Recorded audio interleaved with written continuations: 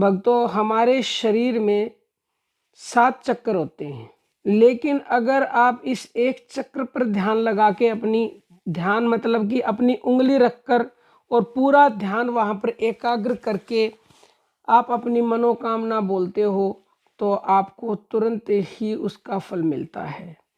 क्योंकि सातों चक्रों में आपका ये जो चक्र होता है, जहाँ पर जो हमारे माथे पर होता है, दोनों भौहों के बीच में, जिसको आज्ञा चक्र बोला जाता है, इस अकेले में ही इतनी पावर है कि आपने यहाँ ध्यान लगा लिया तो आपके सारे चक्र अपने आप जागृत हो जाएंगे और यहीं पर हमारी आत्मा का वास है।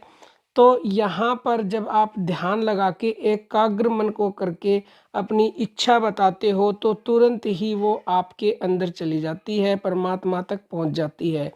और उंगली रखने का मकसद ये है कि उंगली से ऊर्जा बहुत ही शीघ्र आपके शरीर में प्रवेश करती है। जो हाथों की उंगलियां होती हैं, ये ऊर्जा को ग्रहण करती हैं, तो ऊर्जा को ग्रहण करके यहाँ आप रखोगे तो वो अंदर जाएगी ऊर्जा सारी।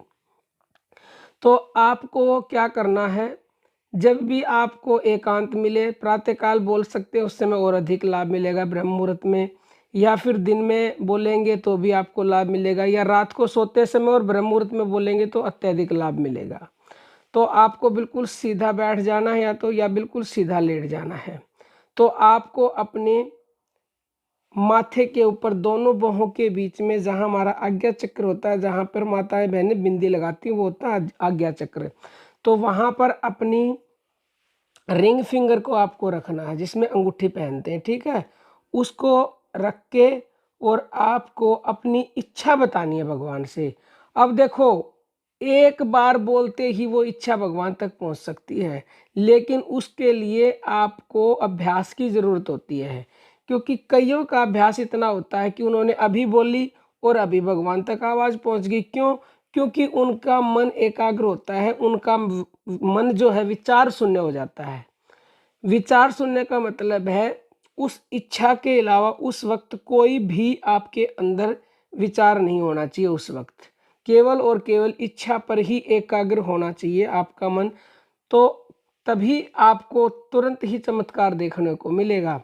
तो आपकी जो भी इच्छा है, मान लो आप चाहते हो कि मेरे को सरकारी नौकरी मिल जाए, या मेरे को धन मिल जाए, या मेरे को गाड़ी मिल जाए, या मेरी शादी हो जाए, कुछ भी इच्छा चाहते हो आप, या मेरे को भगवान के दर्शन हो जाए, मेरे आध्यात्मिक ज्ञान प्राप्त हो जाए, तो आप उंगली को यहाँ रखें, आंखें बंद करें और इच्छा बोलने से पहले थोड़ा सा आप अपनी मन को एकाग्र करें, भगवान में मन को लगाने का प्रयास करें। आती जाती श्वासों को 4-5 मिनट के लिए देखें तो आपका मन सांसों पर टिकने लगेगा।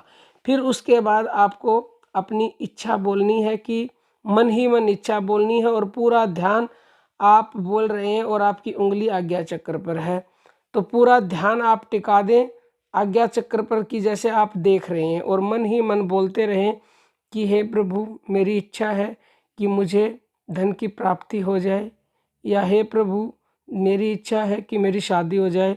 मतलब जो भी इच्छा हो, उस इच्छा को यहाँ पर ध्यान लगा के और उंगली रख करके आपको कम से कम 5 मिनट, यानी कि कम से कम 11 बार, 21 बार, 51 बार, जितनी देर आप बोल सकते हैं उतनी देर बोलें। नहीं तो कम से कम 11 बार भी नहीं तो कम से कम 3 बार बोलें। 3 बार बोलेंगे, हो सकता है कि पहली बार में ही आपकी बात बन जाए, क्योंकि एकाग्र मन हुआ और बात बनी। अगर किसी को एक दिन में परिणाम नहीं मिलते हैं, तो इसको आप प्रतिदिन करें जब तक आपको परिणाम नहीं मिल जाते।